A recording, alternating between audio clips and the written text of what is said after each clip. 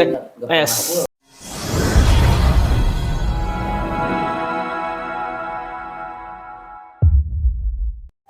Bismillahirrahmanirrahim. Langsung aja. Langsung, Oh, Pak. siap. Karena ini mah kan ibaratnya mah dikatakan podcast juga masih jauhnya. Ya, kita mau belajar ya. Kita mau ngobrol. Jadi gini Pak Hendra, tujuan si teman ayah ini teh, kita kalau ketemu pas nganter anak, sering ngobrol. Nah, obrolan ini tuh daging sebenarnya. Cuman sayang kalau obrolan ini hanya sebatas dari pas nganterin anak doang gitu tuh. Kayak gitu sebenarnya. Dan sekarang ya, bismillah kita awali. Assalamualaikum warahmatullahi wabarakatuh. Waalaikumsalam Ya. warahmatullahi wabarakatuh. Ini alhamdulillah, ini episode perdana nih awal-awal nih ya. Kita akan memulai, bisa dikatakan judul nama podcast badannya. Ngobrol-ngobrol. Nah ini sekarang alhamdulillah ada Pak Hendra. Hendra apa namanya antum teh? Hendra aja sebetulnya. Oh nggak ada kepanjangannya Walaupun begitu? kata orang tua mah ada koswaranya. Oh Hendra Koswara. Tapi di akte sama ijazah tuh Hendra aja. Hendra aja. Hendra, nggak ada panjangannya. Oh iya. Itu kesalahannya katanya si tukang bikin aktenya lupa. Jadi bapak saya harus bikin Hendra Koswara. Yang bikin aktenya cuma Hendra doang. Akhirnya sampai ijazah semua Hendra aja. Iya. Berarti mirip sama Ana ya? Ana itu nama Hendrawan. Udah. Itu ya. Tapi emang dari awal emang nggak ada kepanjangannya kan? Nggak ada. Tapi kalau secara keluarga mah ada namanya Hendrawan Suhendar. Oh. Cuman kalau core keluarga besar itu bagus karena keturunan Banten. Tapi nggak pakai TB depan? Itu bisa disangka. Oke, alhamdulillah ya Pak Hendra sekarang udah mampir ke sini ya, mampir di markas kita, insya Allah kita bakal ngobrol-ngobrol mungkin ya, dari ngopi nih. Kopinya dari mana ini? Ini dari Kuta. Sponsornya Kuta Bandung Dana. Ketinggali Pak, kecil. Nah ini Ngopi dari dulu. Hijimat. Jadi ini gelas-gelas hadiah semua di sini ya. Ini hadiah dari Hijimat, ini hadiah dari Kuta, Masya Allah ya. Ya, ada brandnya semua. Nah itu. Berkaitan sama Kutab nih Pak Hendra. Kan Pak Hendra itu anak sekolah di Kutab nih. Ya, ada dua.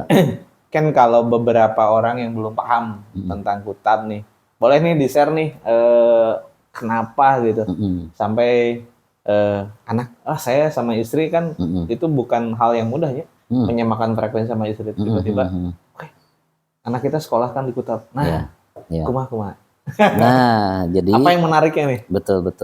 Kan awalnya juga ketika nyekolahin masukin anak ke Kutab itu kan nggak terlalu tahu sebetulnya Kutab itu apa. Cuman saya sama istri itu punya pemahaman kayaknya anak kita tuh jangan di sekolah umum, sekolah SD negeri misalnya, karena khawatir lihat ini ya lingkungannya. Oh lingkungannya. Jadi kalau di sekolah umum itu kan berbagai masyarakat tuh campur ya. Maksudnya anak-anak itu bahasanya nggak terjaga, mainnya juga nggak. Pandangan saya sama istri lah pada saat itu ya, lingkungannya nggak bagus lah buat anak-anak.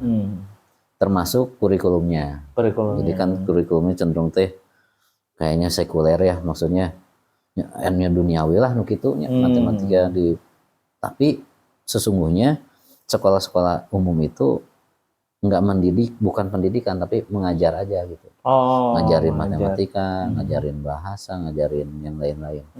Tapi sisi pendidikannya bagaimana si anak itu punya attitude yang baik, punya karakter yang baik, rasanya itu dikesampingkan. Menurut saya sama istri.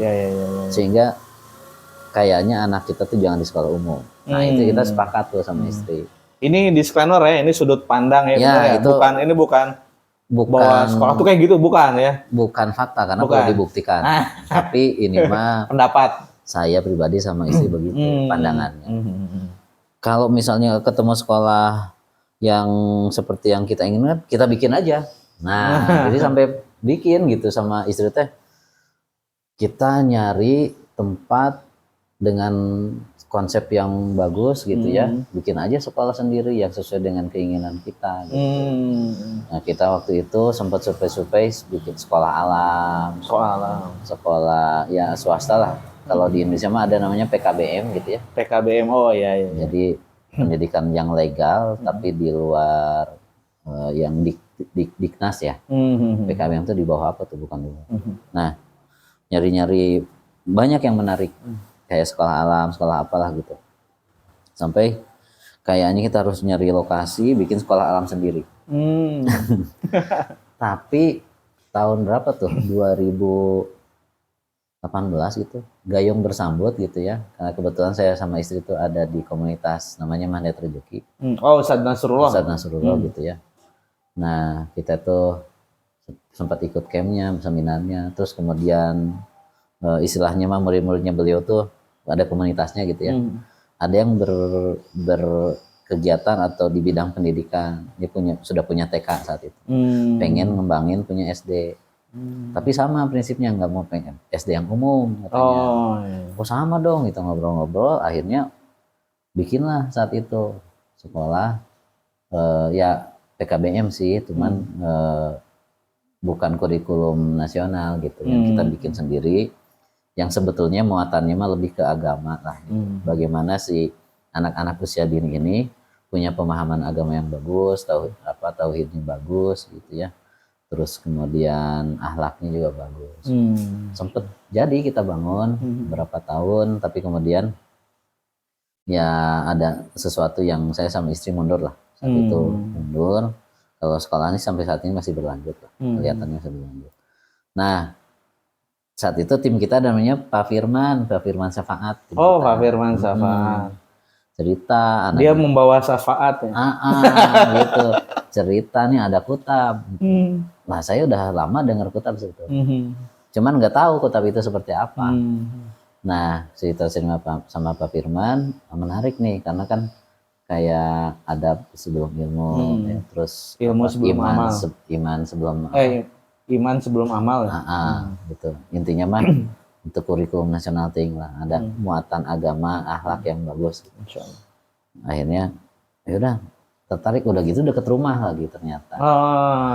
Kan ya udah tuh, itu mah seperti apa ya, doa yang terkabul lah. Masya Allah.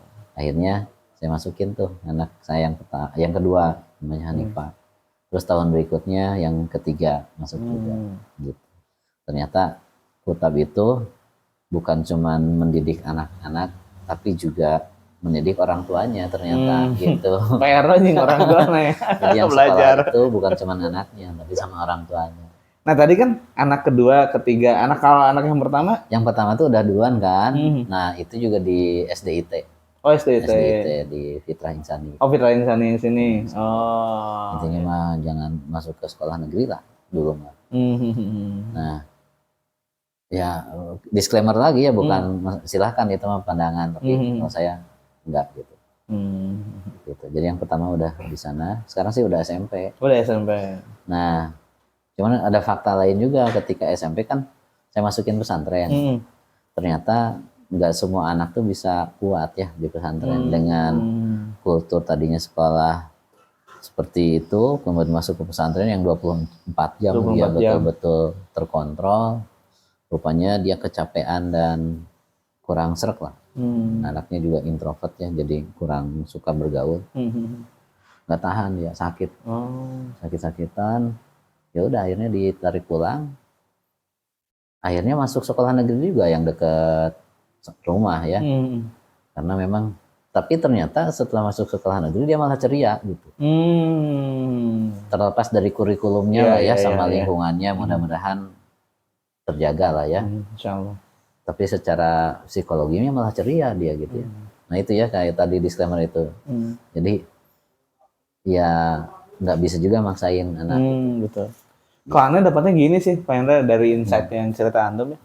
Jadi hal terpenting anak itu di pondasi dasarnya. Jadi ketika TK, SD gitu yang paling penting. Ini yang aneh dapat ya. Keponakan aneh yang paling gede. Dia tuh dulu sekolah dulu kan jarang SDIT, dulu adanya Salman Al-Farisi. Yang itu PKBM juga. PKBM. Itu kan dia sekolah di sana gitu. Nah, pas SMP-nya dia masuk ke SMP negeri biasa. SMA-nya juga sama. Bahkan kuliahnya di kuliah yang di Maranatha, yang notabene wah jauh gitu kan. Cuman karena pondasinya kuat, kasarnya mah saborong-borong budak. Tapi ketika azan sholat. Yes. Terus adab terhadap orang tuanya bagus. Terus dia hablum minannasnya ke teman-temannya oke gitu. Yes. Jadi kalau aneh ngelihat dari hasil, yes. menarik kesimpulan bahwa yang paling penting itu fondasi awalnya itu. Bahkan ada yang ngobrol dulu, aneh pernah ngobrol sama salah satu asatid, asatid kutab. Jadi sebelum masuk ke kutab, jangan masuk kemana-mana dulu sana. Karena ketika kan kadang-kadang orang tua masuk dulu ke sekolah yang main TK segala macam. Nah khawatir nanti ketika masuk kutab tuh manuvernya yang luar biasa yang tadinya cheers up ada gimana begitu ke kutab kan harus istaidu gitu. Betul. Itu ternyata gitu anak gitu. Dulu anak pertamanya mau dimasukin ke sekolah mana dulu, ternyata pas dapat insight alhamdulillah akhirnya langsung ya. Ya langsung ke kutab gitu. Itu kan Hanifah juga ngalamin gitu. Ngalamin gitu juga. Hanifah kan sebelumnya sekolah tuh kayak kreativitas gitu ya. Dia tuh tampil lah. Jadi kalau ada panggung, ada mic, itu mesti tuh tampil. Mesti wajib tuh. Jadi seneng banget tuh. Begitu ke kutab, duduk kan. Karena harus memisahkan antara waktu belajar sama waktu main. Betul. Nggak dicampur kan. Iya. Agak stres tuh. Dia cerita gitu kan, wow kenapa gitu. Ya kan memang harus belajar memisahkan. Main ya main, belajar ya belajar gitu. Walaupun saya dengar sekarang dari ustadz-ustadzanya sih, Hanifah adaptasinya bagus. Masya Allah. Mudah-mudahan istiqomah. Dan anak antum perempuan semua? Perempuan semua. Wah masih paling ganteng di rumahnya. Pastinya. Nambah. Pengen ya? Nambah anak gitu ya. Pengen ya. Ini disclaimer ya nambah anak gitu. Para ayah tuh kalau nambah tuh meluas gitu. Pengennya begitu, tapi ya kan tergantung dikasihnya lah. Insya Allah lah, mudah-mudahan ya kalau ada rencana mah ya. Iya. Allah pasti ngasih ketika kita melayakan diri. Betul. Nah di sela-sela kan kalau kutab itu kan orang tua, ya orang tuanya kan memang ikut belajar juga. Ini mengganggu nggak ke usaha, ke bisnis? Sekarang martabak masih kan? Masih. Nah, ngeganggu nggak sih ke si usaha yang sekarang lagi dirintis nih? Kalau dibilang mengganggu pasti enggak, karena kan waktunya pagi ya. Pagi. Jadi kalau usahakan kegiatannya lebih di sore ke malam. Jadi kalau pagi, lagian juga kan terjadwal dalam sebulan yang wajib kan satu kali. Satu kali, betul. Terus di hari Sabtu pagi, nah mau nggak mau pasti kita meluangkan waktu. Jadi karena memang konsekuensinya begitu ya, dan kita juga memang harus belajar gitu ya sebagai orang tua ya tentu pasti bisa meluangkan waktu. Betul. Kecuali ada yang mendadak lah, yang nggak bisa urgent. Jadi kadang-kadang beberapa kali begitu juga sih. Tapi ya, tentu kita siapkan waktu lah, kita luangkan waktu. Okay. Karena kan berapa 60% itu rumah ya, yang di kajiannya kan ya. 60% itu dipengaruhi sama rumah, 10% 20% sekolah, 20% lingkungan kan sebenarnya. Ya rumah yang utama kan. Iya pasti. Betul. Nah, bisnis ini nih, udah mulai masuk nih ke bisnis nih. Kegiatan Pak Hendra nih ya. Kita pengen tahu nih ya, Pak Hendra itu selain adanya martabak juragan kan, terkenalnya martabak juragan. Cuman nggak bawa martabak ya Pak? Belum bikin, nanti sore. Harus bikin sore ya? Podcastnya harus sore berarti ya. Nah, dulu katanya Anda dengar antum pernah kerja di satu perusahaan besar. Itu kayak gimana sih? Jadi dari core perusahaan besar, tiba-tiba jabatannya udah enak nih, udah asik, tiba-tiba mengambil keputusan untuk berbisnis. Ya. Itu gimana? Ya ini menarik sih sebetulnya. Saya itu kan backgroundnya bukan wirausaha kan, tapi memang karyawan dengan mindset yang sangat karyawan. Dan background pendidikan juga kan engineering. Saya dulu D3-nya pengecoran logam, S1-nya teknik industri. Dulu kuliah di mana, Pak? D3-nya di Polman. Polman, yang Dago. Teknik manufaktur. Kalau S1-nya di UI. UI, Jakarta. Di Depok. Oh, Depok. Nah, UI kan ada dua ya, Salemba sama Depok. Nah, yang di Depok. Nah, selepas lulus kuliah tuh langsung kerja tuh di industri kan. Di grupnya Bakri. Abu Rizal Bakri ya, di Indonesia itu. Terus paling 1,5 tahun saya pindah ke Astra Honda Motor. Dari situ lama tuh, sekitar 7 tahun. sambil nurusin kuliah. Sambil kerja sambil kuliah. Kuliah di UI itu? Di UI itu. Oh. Jadi 4 tahun saya kuliah. Itu hampir nggak lulus juga sebetulnya. Jadi pas masuk skripsi, saya kecapean sambil kerja kan, dan memang lagi banyak project juga di kerjaan. Akhirnya saya tunda setahun. Jadi kalau angkatan saya tahun 2009 wisuda, saya mundur. Karena skripsinya belum selesai. Nah, sambil ngerjain skripsi saya nikah dulu. Oh. Jadi kerja, nikah, skripsi kan. Ketemu jalurnya di sana berarti? Orang Bandung juga. Orang Bandung, pas pulang ke Bandung diketemuin sama teman lah. Taruh ya? Taruh. Masya Allah. Jadi saya kenal cuman 6 bulan, tapi kenal lewat media aja. Ketemu fisiknya mah sebulan langsung nikah. Jadi Desember ketemu, Januari nikah. Nah, dan saya memang nggak pernah pacaran. Kenapa nggak pernah pacaran? Nggak tahu apa yang diterapin orang tua saya. Orang tua saya mah nggak ngomong bahwa pacaran itu nggak boleh, nggak ada. Tapi saya nggak mau pacaran. Karena kalau saya pacaran itu banyak hal yang nggak bagusnya. Kalau ternyata belakang taunya ternyata zina dan segala macam. Saya terhindar dari itu, alhamdulillah. Cuman waktu itu motivasinya bukan masalah zina sebetulnya. Nggak punya duit buat pacaran. Sayang ya uangnya. Jadi buat sekolah sendiri aja, buat ngongkos juga pas-pasan. Pengen harus hambur-hamburin duit buat pacaran gitu. Kayak palsu gitu. Iya. Palsu sih saya mah, nanaonan gitu. Dan saya nggak pernah lakuin. Dan saya pacarnya setelah nikah aja. Setelah nikah, halal ya. Berpahala. Terus back tuh nikah dulu. Nah, nikah dulu. Sambil ngerjain skripsi tuh. Pantang-panting juga skripsi. Harusnya satu semester jadi. Ini 2 semester akhirnya. Belum beres. 1 tahun lah. 1 tahun. 2 semester kan. Nah, malah pada saat wisuda tahun berikutnya itu saya udah bawa anak. Jadi wisuda itu udah mangku anak. Gitu. Jadi bahagianya berlipat-lipat. Masya Allah. Ya kan? Nikah, punya anak, di wisuda. Masya Allah. Nah, itu kan momennya luar biasa lah. Dahsyat lah. Dahsyat ya. Jadi momen yang luar biasa. Nah, di 2011 akhir itu saya dibajak sebetulnya. Jadi kondisinya lagi kerja, lagi enak di Astra Honda Motor itu. Posisi bagus, kerjaan betul-betul nguasain. Kalau di Astra ada namanya PK, penilaian karya, itu selalu dapat terbaik. Karir juga naik level terus setiap tahun. Tapi di 2011 akhir itu ditawarin sama teman, mau nggak gabung? Namanya Siemens. Siemens. Oh ya. Kalau orang umum dengar Siemens itu kayak HP ya? HP? Nah bukan, karena ternyata Siemens itu global, perusahaan teknologi di dunia yang dia membangun teknologi nggak cuma HP ya, banyak. Ada di industri, ada di oil company, ada di berbagai hal lah. Intinya mah secara teknologi mah termasuk yang leading lah di dunia. Nah saya masuknya Siemens Energy. Waktu itu di Bandung. Yang di Sindang Sirna bukan? Bukan, di Pasteur. Oh di Pasteur. Di gedungnya PTDI. Oh iya. Jadi kalau dulu kalau kita mau masuk tol Pasteur, sebelah kiri ada gedung PTDI itu, ada kita pasang tulisan Siemens gede banget sih. Oh iya. Nah, gitu di situ. Nah, kenapa saya tertarik?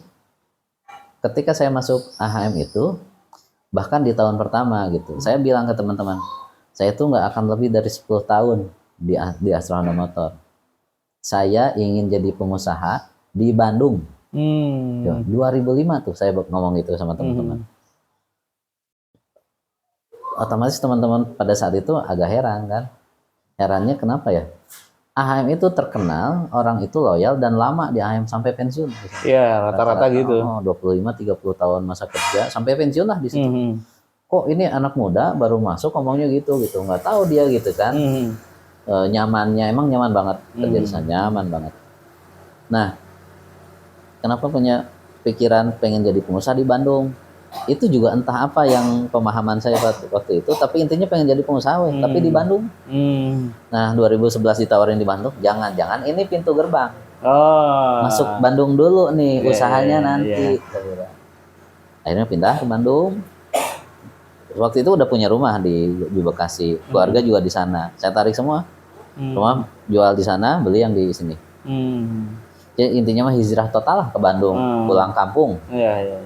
Nah di Bandung nyaman juga tuh kerja di Siemens, menjadi salah satu pelopor juga karena kita tuh perusahaannya baru berdiri. Jadi joint venture antara Jerman sama Indonesia. Tahun berapa tuh? 2012 awal. 2012. Ya, jadi Januari lah saya masuk Siemens 2012 dan itu membangun perusahaan yang global lah ya. Jadi secara sistem udah keren banget. Terus juga dan bayangin loh di Bandung grade salary-nya Jerman. Insya Allah. Jadi kalau cari manajer di Bandung aja nggak ada yang gajinya segitu pada saat itu. Iya. Padahal saya belum level manajer, masih asisten manajer lah. Di Bandung gajinya keren, ya udah. Terus punya mindset pengen jadi pengusaha di Bandung. Bandungnya udah dapat, pengusahanya belum. Nah ternyata Siemens nggak bertahan lama, 3 tahun bisnisnya nggak berjalan dengan baik di Siemens itu. Jadi bisnisnya kan customernya PLN ya. PLN itu perusahaan BUMN lah yang ya nggak match lah secara kultur perusahaan. Apalagi kita dikalahkan dengan kan kita bikinnya steam turbin lah, turbin uap. Oh, turbin uap. Jadi untuk pembangkit tenaga listrik. Nggak bisa bersaing lah sama Cina. Nah, entahlah kebijakan seperti apa, karena itu politis sekali kalau udah bicara pembangkit listrik, PLN, BUMN itu udah politis. Walaupun misalnya turbin kita jauh lebih baik, tapi tetap yang dipakai Cina. Akhirnya Siemens nggak berkembang, walaupun bubar di tahun ketiga 2015 akhir. Iya. Bubar. Nah, saya waktu itu ditawarin, udahlah pindah aja ke Siemens yang di Cilegon. Siemens punya juga di Cilegon, tapi bukan Siemens Jerman, Siemens Indonesia. Tapi mother company-nya sama Siemens. Saya bilang saya nggak mau, ngapain dulu dari Jakarta saya ke Siemens itu gara-gara Bandung, bukan Siemens-nya saya bilang, tapi gara-gara Bandungnya. Pengen ada harapan jadi usaha tuh ya. Kenapa saya harus pindah ke sana gitu? Saya nggak mau Pak. Langsung lagi muncul lagi pikir, oh iya 2005 saya ingin jadi pengusaha di Bandung. Bandungnya udah, ini mungkin gerbang untuk jadi pengusaha. Jadi nyambung lah antara afirmasi dengan kenyataan yang terjadi gitu. Ini ya sama istri sepakat. Kebetulan istri juga mindset pengusaha, kalau istri sama otak kanan lah dia. Kalau saya kiri kan yang diasah. Jodoh tuh kayak gitu Pak, berseberangan, saling melengkapi. Betul. Akhirnya ini jangan-jangan bener nih pintu gerbang masuk usaha. Walaupun nggak tahu mau usaha. Akhirnya saya tolak. Oh jadi pengen usaha? Nggak tahu usaha. Belum tahu pengen usaha. Nggak tahu. Pokoknya berbekal ini aja pesangon. Jadi kan buat bekal hidup masih ada tuh. Jadi waktu itu sifatnya golden shake hand namanya.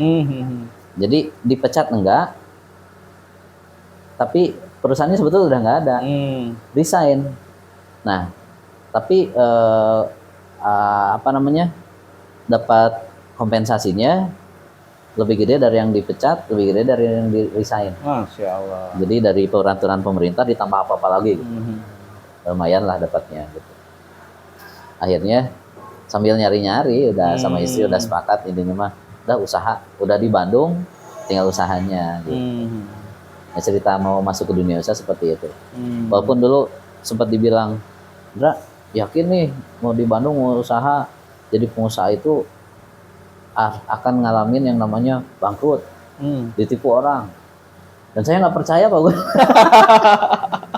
Asli nggak percaya.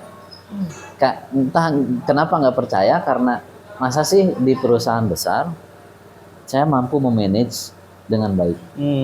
Kalau cuman UMKM, perusahaan kecil, kenapa enggak? Apa susahnya? Jadi di kepala saya itu begitu. Usaha yang pertama tuh langsung martabak? Langsung ke kuliner. Memang martabak, tapi bukan brand sendiri. Saya investasi dulu. Saya nyari-nyari, lagi jajan martabak.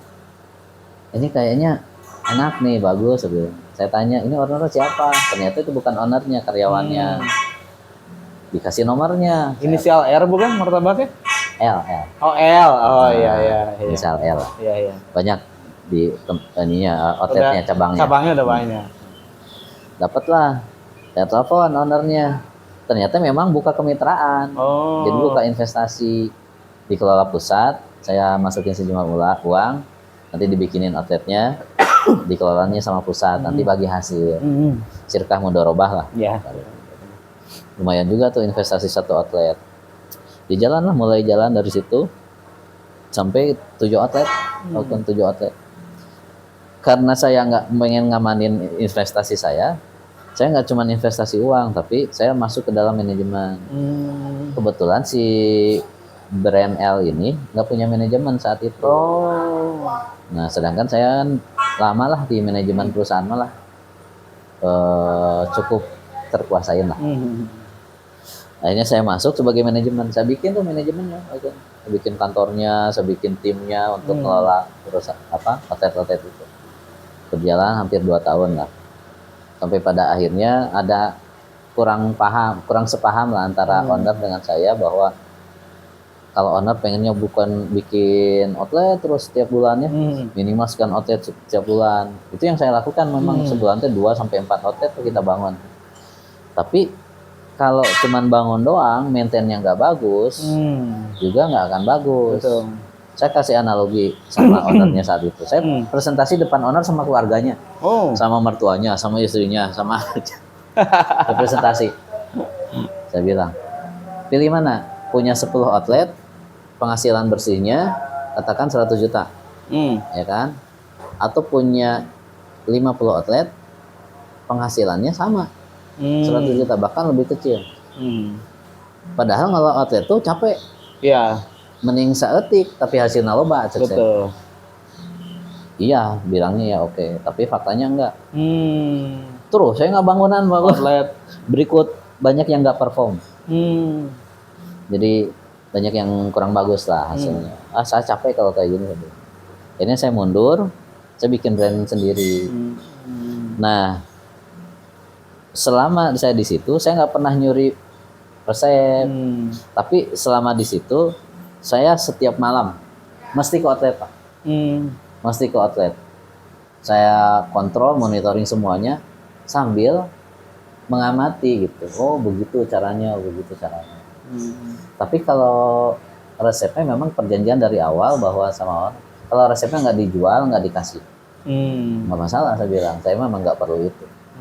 Saya niatnya ingin membangun perusahaan ini dari segi manajemennya. Gitu. Tapi akhirnya saya keluar, saya riset sendiri, Pak Bu. Formulanya saya bikin sendiri dan segala macam. Sama sekali saya nggak punya pegangan. Karena kan memang saya nggak pernah ini. Walaupun bisa aja sebetulnya pada saat itu saya curi resep. Orang di bagian produksinya saya tahu persis. Ini berapa gram, ini gram. Bisa aja, tapi saya nggak pernah lakuin. Karena memang udah perjanjian resepnya urusan owner. Padahal karyawan-karyawan itu banyak juga yang tahu, Pak, resep. Ya nyeri lah istilahnya. Nah, ownernya mah nggak ngasih. Jadi kalau sesuatu yang nggak dikasih jangan diambil. Betul. Jadi bisa nggak berkah gitu ya.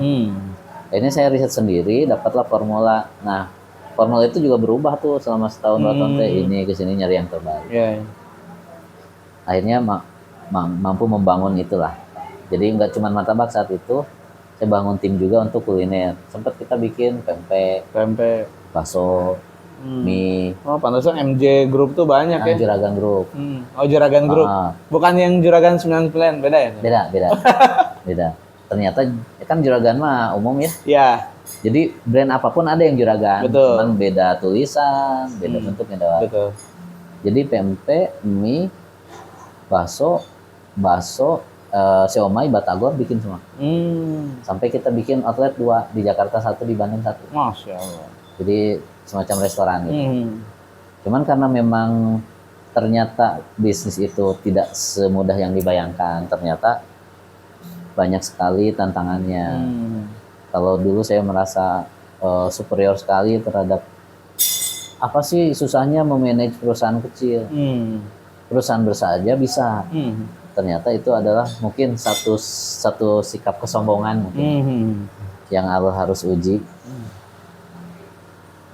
dan itu nggak boleh muncul di benak kita gitu ya, nggak boleh sombong gitu.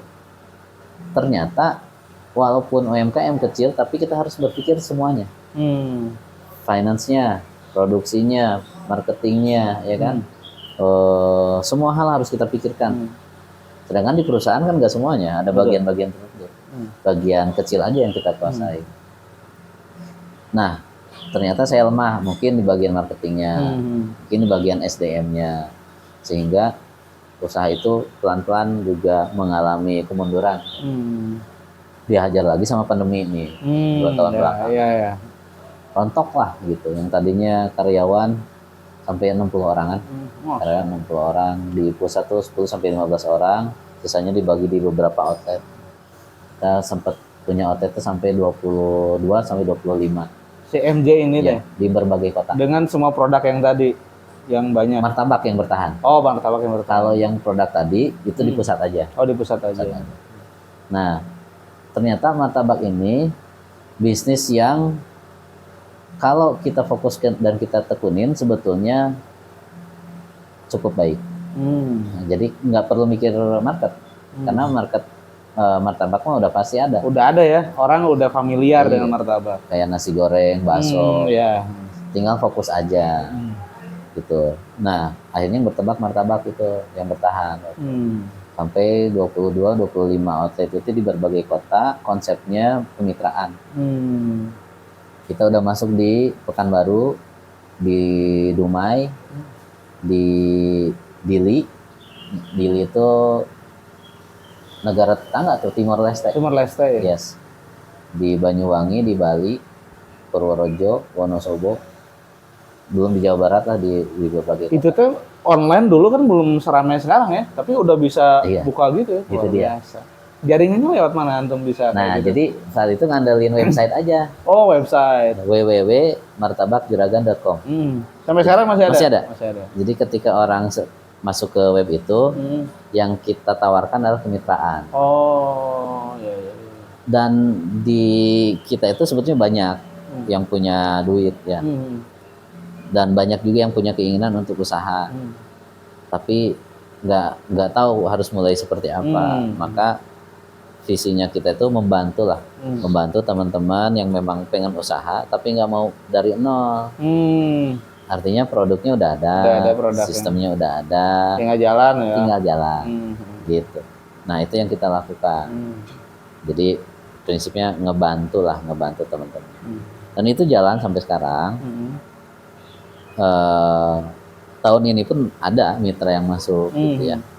Ada 2 mitra. Total sekarang berapa kalau sekarang? Nah, ketika pandemi itu kan rontok tuh.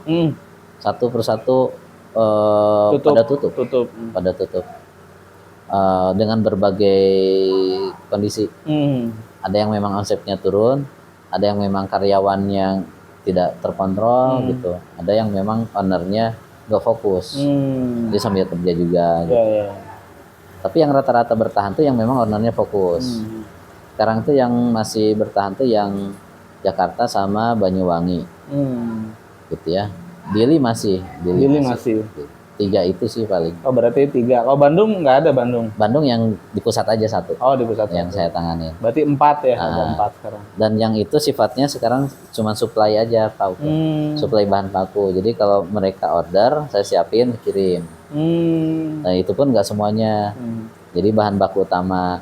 Jadi adonan manis, adonan asin.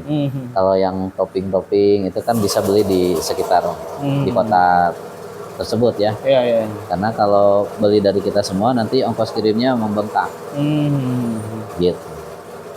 Jadi konsepnya gitu. Jadi jualan martabak, jualan kemitraannya, jualan bahan baku.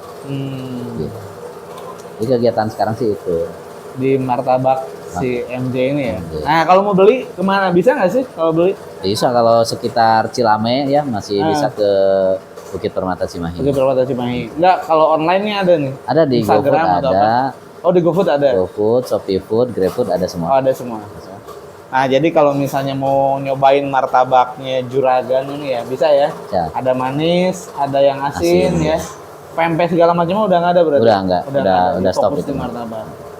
Siap atau Pak Hendra turun bisa nih ini insya Allah karena ini di sini udah ada mesin lagi ya. Jadi kita lanjut lagi ngobrol-ngobrol lagi. Siap. Oke. Terima kasih ya. Mudah-mudahan nih usahanya semakin berkembang. Amin. Sekarang 4 cabang bisa nambah. Udah 4 berarti ya? Iya, yang jalan. Beneran nih 4 ya? Iya 4. Karena secara sunatullah 4 udah cukup ya? Iya. Cuman kan itu yang mitra kan. Oh, yang Kita mitra. sifatnya pusat cuman suplai bahan baku. Enggak, maksudnya 4 kan udah cukup seorang laki-laki ya. Kadinya deh.